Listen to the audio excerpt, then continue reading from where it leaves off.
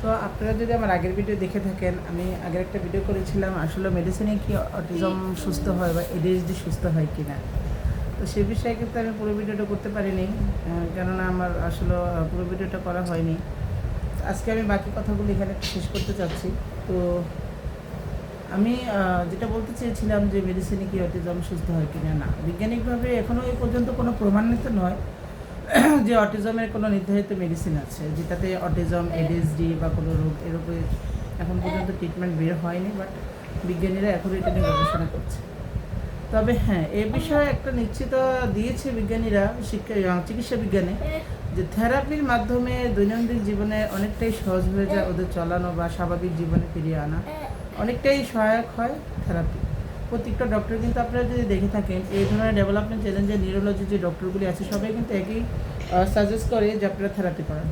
কেউ কিন্তু এই কথাটা বলে না যে মেডিসিন 100% সুস্থ হয়ে যাবে। মেডিসিনে সুস্থ হয় না। হ্যাঁ, মেডিসিনের কাজ হচ্ছে সাপোর্ট করা। সাপোর্ট এবং রোগের মূল মেডিসিন দুটো পার্থক্য আছে, আলাদা। তো আমার অভিজ্ঞতা থেকে যেমন দেখছি যে আসলে থেরাপির একটা ধারাবাহিকতা আছে। আপনি যখন থেরাপি শুরু করছেন, আপনি 15 দিন করলেন, তারপর আপনি বললেন যে আর করা লাগবে না, যা করতেছি সেগুলো আমি বাসা করতে পারবো। এই জায়গায় কিন্তু একটা গ্যাপ চলে আসে। ঠিক আছে, দেখা যায় অনেক থেরাপি সেন্টারে নিয়ে কিন্তু মাদের কাজ শেষ, বাসা কোনো তারা আলাদা করে গাইডলাইনগুলো ফলো করছে না বা করাচ্ছে না, বা তাদের সময় হচ্ছে না, অনেকে করতেও চাচ্ছে না, এরকমও আছে। তখন কিন্তু দেখা যায় এই বাচ্চাদের সারা জীবনে যদি থেরাপি করানো কিন্তু লাভ হয় না। পরবর্তীতে দোষ দিয়ে দেয় যে না, হয় নেই, বা ডক্টরের মেডিসিন ভালো ছিল না, বা থেরাপি ভালো ছিল না। তো আমি কিন্তু এই বিষয়গুলিতে একমত নই।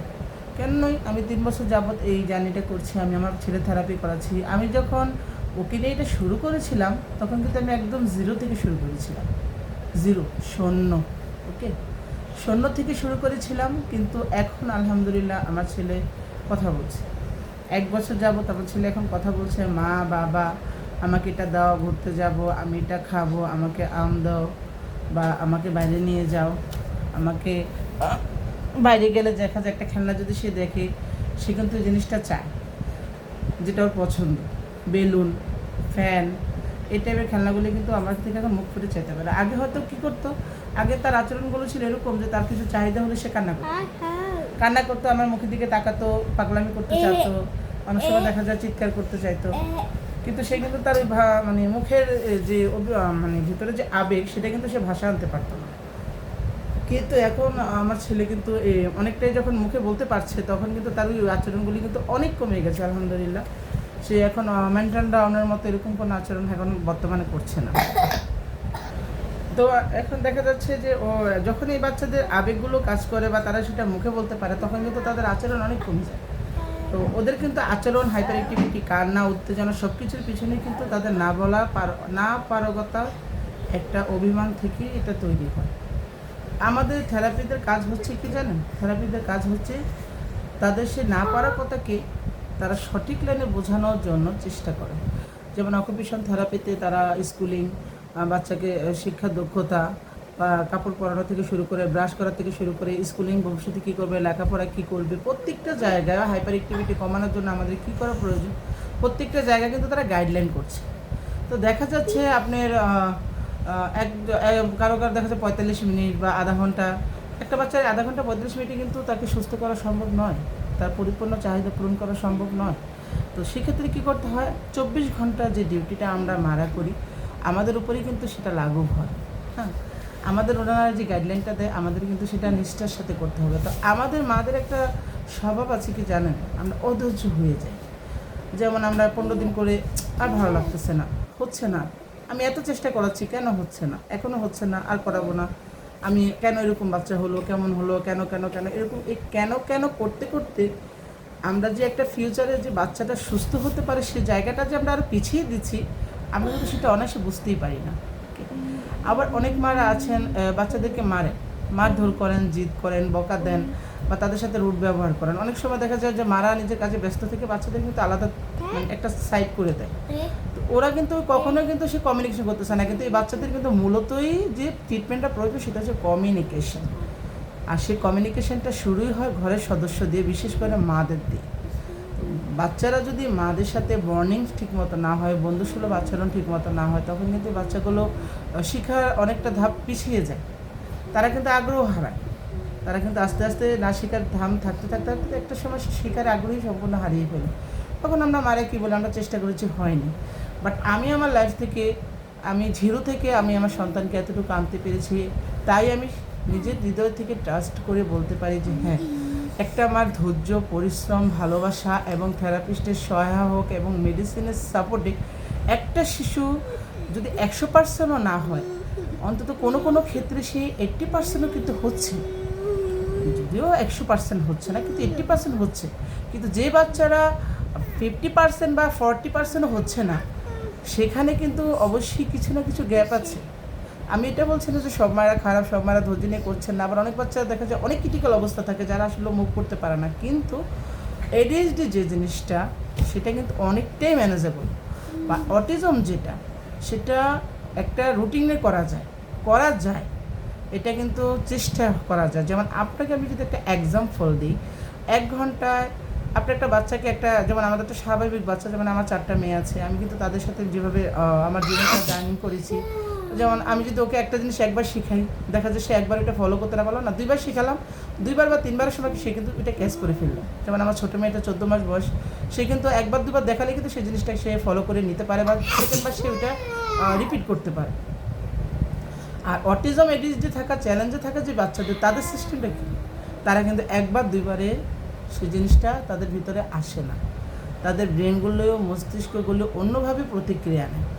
যে জায়গায় স্বাভাবিক বাচ্চা 1বার 2বার বললে কাজ করে, সে জায়গায় এই বাচ্চারা অন্তত 100 থেকে 150 বার বললে একটা শব্দ তার নলেজে ঢোকে এবং সে বলার চেষ্টা করে। ওই ধারাবাহিকতাটা কিন্তু আমাদের চালিয়ে যেতে হবে। এরকম একটা যুদ্ধ যেটা আসলে সর্বোচ্চ ধৈর্য দিয়ে করতে হয়। আমি বলবো আমার মতো যে মায়েরা আছে, আপনারা চেষ্টা করেন না, একটা সন্তানের জন্য যদি সত্যি চেষ্টা করে তাকে সুস্থ করা যায়, তার জীবনটা কিছুটা সহজ করা যায়, তো করেন না চেষ্টা। আপনারই তো সন্তান, আপনারই তো তার মা, সে তো আপনার কাছেই বড় হচ্ছে। আর একটা এই ধরনের শিশুদের, এই ধরনের না, সাধারণ সব ধরনের শিশুদের কাছে তার মা কিন্তু হচ্ছে তার নিরাপদ আশ্রয়। একদম সবচেয়ে নিরাপদ আশ্রয় হচ্ছে তার মা, যার গর্ভে সে আছে, সেখান থেকে সে নিরাপদ আশ্রয় হিসেবে চুপ করে গর্ভের ভিতরে বসে থাকে। একটা শিশু কত নিরাপদে থাকে, সে বোঝে আমি এই জায়গাটাতে একদম সুরক্ষিত। প্রথম যে শিশুটা দুনিয়াতে আসে, সে দুনিয়াতে এসে কিন্তু অনেক কান্না করে, কিন্তু যখন মার উষ্ণতা পায় সে কিন্তু শান্ত হয়ে যায়, কেননা সে তার মাকে ঠিকই চিনে নিতে পারে। মার উষ্ণতা, মার বুকের গন্ধ, মায়ের শ্বাস সে কিন্তু অনায়াসে চিনে ফেলতে পারে। এটা হচ্ছে মা এবং সন্তানের একটা বর্ণিং, ঠিক আছে? তো একটু কষ্ট করেন না আপুরা, একটু কষ্ট করেন, ধৈর্য ধরেন। হয়তো যদি 10টা সমস্যার ভিতরে আমরা 8টাও ম্যানেজ করতে পারি, এ বাচ্চারই 8টা ম্যানেজ নিয়ে কিন্তু তাদের জীবনটা অনেকটা সহজ হয়ে যাচ্ছে। কিন্তু আমরা যদি কষ্ট থেকে মুখ ফিরিয়ে নিই, বা আমরা সময় দিতে না পারছি, বা আমরা চেষ্টা করছি না, সেক্ষেত্রে কিন্তু এই বাচ্চাগুলি অনেক পিছিয়ে যাচ্ছে। দেখুন, আপনার আমি সারা জীবন বেঁচে থাকবো না, আপনি মরে যাবেন, আমি মরে যাব। যদি আল্লাহ তাআলা চান যে দেখা যায় আমার এই সন্তানগুলি বেঁচে থাকলো, কিন্তু তাদের জীবনটা আমি আপনি যতটুকু ভালোবেসে তাদেরকে সেফ রাখার চেষ্টা করব, সারা দুনিয়ার মানুষ কিন্তু সেভাবে রাখবে না। আপনার সন্তান আপনার কাছে যতটুকু নিরাপদ, আরেকজনের কাছে নিরাপদ, সেটা আপনি বুকে হাত দিয়ে বলতে পারবেন না। বিশেষ করে একটা স্বাভাবিক বাচ্চাই কিন্তু একজন এখন দায়িত্ব নিতে চায় না, কিন্তু এই ধরনের বাচ্চা তো ওরা আগেই না। তখন আপনি মৃত্যুর পর কি কখনো ভেবে দেখেছেন এই বাচ্চাদের কী হবে, এই বাচ্চাটা কীভাবে তার জীবনযাপন করবে? তাহলে আমার কথায়, আমি যদি মন থেকে বলি, আমার কথায় হৃদয়ের মন থেকে যেটা আসে, আমি আমার সর্বোচ্চ দিয়ে চেষ্টা করব, বাকিটা আল্লাহর ইচ্ছা। কিন্তু আমি চেষ্টা করব যেন আমি বলতে পারি হ্যাঁ আমি চেষ্টা করেছি, এবং আমি হয়তো ভাগ্য খারাপ, বা আমার কপালে ছিল না, বা আমি ফল পাইনি, কিন্তু আমি এটাই কখনো বলবো না যে আমি চেষ্টা করিনি। কেন হলো, কেন শব্দটা আমি এনে আমি আমার সন্তানের ফিউচারটাকে পিছিয়ে দেবো না, আমি চেষ্টা করব। আপনাদেরকে সেই একই কথা বলছি, কষ্ট করে ধারাবাহিকতা রক্ষা করার চেষ্টা করুন, থেরাপি করানোর চেষ্টা করুন। Therapy is the must treatment for ADHD, autism, ADHD এবং এএসডি। তো ভালো থাকেন। আপনারা আমার পেজটা ফলো দিয়ে রাখুন। যদি আপনারা চান আমি কোনো কীভাবে ওকে থেরাপিগুলি করিয়েছি বা আমার জার্নিতে ওকে কীভাবে কথাগুলো শিখিয়েছি বা হাইপার অ্যাক্টিভিটি কীভাবে কমিয়েছি, অবশ্যই আপনারা আমার সাথে থাকেন। আপনারা আমার মেসেজ করে আমাকে বলতে পারেন। আমি আপনাদেরকে বোঝানোর সর্বোচ্চ চেষ্টা করব এবং আমি আমার অভিজ্ঞতা আপনাদের সাথে শেয়ার করার চেষ্টা করব। তো ভালো থাকুন। আপনারা আমার অবশ্যই শেয়ার দিয়ে রাখবেন, লাইক কমেন্টস করবেন এবং ফলো দিয়ে রাখবেন পেজটা। কে জানে হয়তো আপনার বাচ্চা এই সমস্যা নেই, কিন্তু আপনার একটা শেয়ারে অন্য একটা মা কিছু জানারও সুযোগ পেয়ে গেল। অনেকেই তো এই চিকিৎসা থেকে আসলে নিতে পারে না। যারা গ্রামে থাকে তারা কিন্তু এই ধরনের ট্রিটমেন্টগুলি নেওয়া তাদের ক্ষমতার বাইরে হয়, কারণ এই থেরাপি সেন্টারগুলো সব জায়গায় নেই। তো দেখা যায় তার একটা অভিজ্ঞতা, আমার একটা অভিজ্ঞতা থেকে তার একটু উপকার হয়ে গেল, সেটা কোনো ক্ষতি হলো না, তাই না? বরঞ্চ দোয়ার একটা কাজ করলেন, একটা বাচ্চার উপকার করলেন, মনের ভিতরে একটা শান্তি আসলো। তো ঠিক আছে, আপনারা অবশ্যই, আমি আশা করব আপনারা শেয়ার করবেন।